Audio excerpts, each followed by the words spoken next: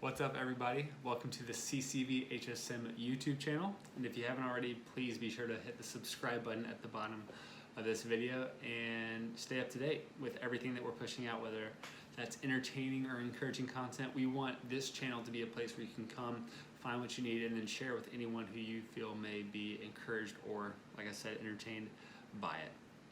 Now, what this video is going to be about is, with what's been going on with quarantine and isolation, we can't meet publicly, so I've been doing Zoom services where Robbie will lead worship and I'll give a message, and this is the recap of the Easter message. And I want to give you a snapshot of it. I'm going to try to keep it short so that you stay engaged. You know, I can talk a little bit, but I want to kind of recap it for you because I think the truth and the foundation of this message is so important. It's so important, especially for you high schoolers. I think it'll mean a lot, and I think you'll get a lot out of it. So with that being said, I want to call this message the Expected Easter. Okay? The Expected Easter. And the reason I want to call it that is because I want you to think of yourself 5 months ago, January 1st, 2020. What were you looking forward to? What were you hoping for, and what were you expecting out of the first half of this year? Probably not what you're experiencing right now, right? We've had a lot of unmet expectations, and kind of our experience hasn't really matched what we were hoping for. And what I want to pose the question of to you is, who is God to you when He doesn't meet your expectations? Who is God to you from your perspective? Who is He to you when He doesn't meet your expectations? Because the Easter story in and of itself, it seems like a confusion of expectations. But the truth is, and this is what blows my mind, Jesus told them what was going to happen. Jesus had spent years with Mary and Martha, His disciples, growing relationships with them, so get this, so that they could have a proper expectation of who He would be and what He would do. He built that relationship with them so that they could have proper expectations. And He even told them this. This is Matthew 20:17 through 19. I want to give this to you. It says this. While Jesus was going to Jerusalem, He took His 12 followers aside privately and said to them, "Look, we are going to Jerusalem. The Son of Man," talking about Himself, "the Son of Man will be turned over to the leading priests and the teachers of the law, and they will say that He, Jesus, must die. They will give the Son of Man to the non-Jewish people to laugh at Him and to beat Him with whips and to crucify Him. But on the third day, He will be raised to life again."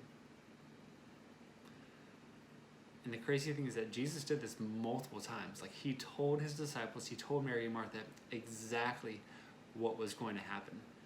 And so what I want to do is, I don't want to spend this whole video building a long punchline to where at the end I'm like, Jesus is risen. Like, we know that. Spoiler alert if you don't, Jesus is alive. What I do want to focus on is it's something very specific. I want to look at the story, the scene of where Mary and Martha, they go to the tomb. They expect to find Jesus on the third day, but they don't find Jesus. They actually find the stone's been rolled away and that there's an angel sitting there.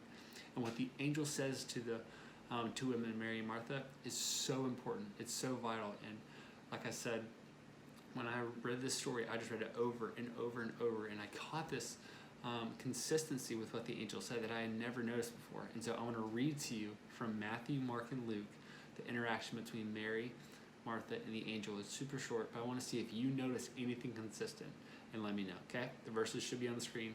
Here we go. This is Matthew 28, 5 through 6. The angel said to the woman, "Do not be afraid, for I know that you're looking for Jesus, who was crucified, but He is not here. He is risen, just as He said." All right, Mark 16, 6 through 7. "Don't be alarmed," the angel said.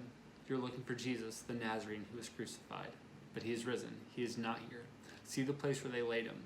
But go, tell His disciples and Peter, He is going ahead of you into Galilee, and there you will see Him, just as He told you." Luke 24, 5 through 6. "Why do you look for the living among the dead? He is not here.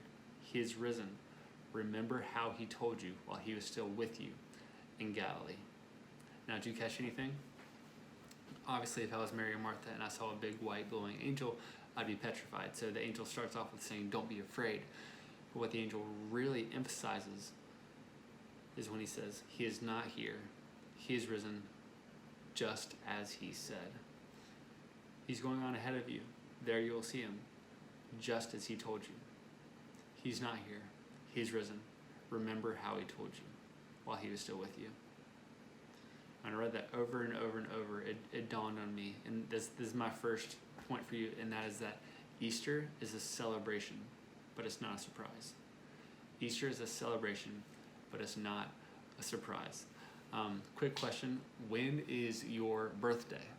When's your birthday, your date of birth? I want you to comment under this video and let us know so that we can give you a shout out next time we see you on your birthday. Mine's July 2nd. I don't know if you knew that, but July 2nd. It's my favorite holiday of the year. It's July 2nd. My birthday is July 2nd. Don't forget it. July 2nd. Anyways, quick question. How forgetful, unfazed, or occupied would you have to be to forget your own birthday? I know we can get pretty busy, but no one forgets their own birthday, right? Well, what's interesting is that Jesus wanted Mary, Martha, his 12 disciples, you and I, to know. Not be surprised by, not be taken aback by, but to know. He wanted us to actually know that he is coming. To know that we can trust his word. To know that he is going to be there even when we don't expect it. And to know that we can take everything he says for what he says, for his word. And we can trust that, and we can take it, and we can live based off of that. And when I remember that each and every single day, unlike Mary, Martha, and the disciples, guess what happens? Easter no longer becomes a surprise. Easter becomes a lifestyle. Jesus, rising from the dead, reminds me that in impossible situations, death is not the end. Jesus reminds me that in impossible situations, when expectations aren't met, Jesus is still Jesus. And that gives me such peace, because how many times and how many things in your life are, this isn't happening, so this changes. This happens, so this changes. Oh, I can't do this because, I'm isolated because of the quarantine. Now I can't go to this. Oh, this is canceled, so I'm going to change my...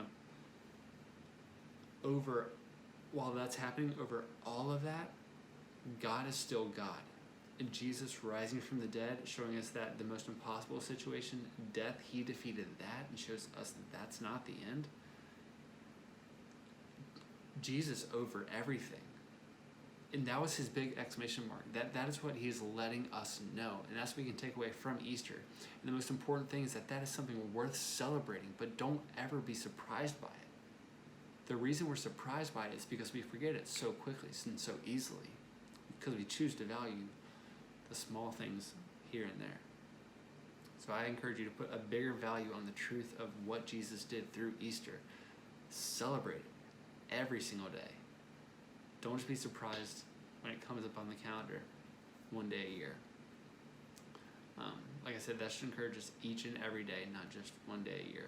And this kind of leads me to my second point, because when expectations aren't met, or when we don't feel God, or we feel like he's kind of left us alone because our expectations aren't met, it can feel like he's not there. But my second point, through Easter, I see that you can know that God is with you, all right?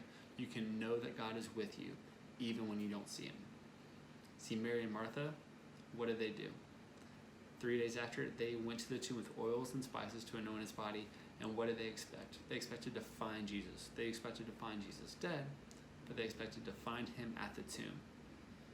And this may sound petty, but Mary and Martha, they experienced disappointment when they pursued Jesus. They experienced loneliness. They experienced abandonment. They experienced unmet expectations when they pursued Jesus. How many of you have considered giving up on your faith because when you went to HSM, or when you went to that event, when you went to that trip, when you spent time reading your Bible, when you tried to prioritize Jesus and you didn't feel him, how close were you to giving up or saying this isn't worth it?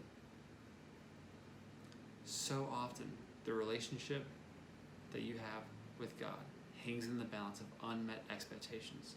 And so when you know that God is with you even when you don't feel him, that will give you the strength to kind of push through. Because what's interesting, when Mary and Martha went to the tomb, I want you to think about this. It was in Jesus' absence at the tomb They went there, they expected to find him, but it was in Jesus' absence that he was doing more for them behind the scenes than if he was there for them. It was in Jesus' absence that he was doing more for them than if he was there for them. Does that make sense to you? And so when you pursue God, when you go after him, when you read the Bible, when you open up to your small group, or when you try to grow in your faith and it just doesn't feel right, that's okay. It's not because God's abandoned you. It's not because he's left you or he doesn't care. It's most likely because he is working deep through something and he's wanting to bring you with him. If you will just persevere, if you'll just be patient, and if you'll just keep trusting that he is there. God wants to be bigger than your expectations. But for that to happen, you've got to let him be. Okay? So that's my second point. And the third point that I really want to dive into, and this is kind of just foundational for anyone who wants to grow in their faith in a relationship with Jesus, that is that Jesus is more of a person to pursue than an expectation to fulfill. And I want you to think about those words. Jesus is more of a person to pursue than an expectation to fulfill. And I don't know how Jesus was portrayed to you growing up, but to me he was portrayed as someone who, not like with malintent or bad intentions. I just can't get away from that word. It was just, I felt like I had to do something good enough. I felt like I had to be good enough for him to love me. And same with my parents. I felt like I had to get the right grades, be around the right friends, do the right things for my parents to love me. I felt like there was this expectation that I just had to fulfill, but I never really could. But what Easter gives me peace on is that Jesus died for the person that you are, not who he wants you to be. Jesus died for the person that you are sitting here watching this video right now. Jesus died for the person you are, not for the regrets that are holding you back, not for the mistakes that you made, not for him knowing that you were going to be, whatever you are. Jesus died for the person you are right now, not for the expectation that he wanted you to fulfill by being perfect. And what that means is exactly what I want to encourage you with. Easter, Jesus defeating death and rising to life for you and me was not for us to rise to an expectation of perfect behavior, but to pursue him. Just pursue him as a person. Not an expectation, but as a person who died and rose for us. So, if you ever feel not good enough, lonely, purposeless, or lost, if you feel like God couldn't, shouldn't, or wouldn't love you unless you did this, that, or something else, Jesus wants you to drop that expectation. Jesus wants you to drop the expectation that you have to feel him in order to know that he's there. And that's what Easter shows us. Because he loves us, because he pursues us, he died and he rose for us. Jesus died for you. That means you have a life worth living. Stop being surprised by it. Imagine a life where you wake up each and every day wanting to get out of bed because you know you have a life worth living. Jesus died to make that statement. That was his exclamation point over your life, and he wants you to know that more than anything. And we know that when we pursue him, when we prioritize spending time with him. And that's what Easter is all about.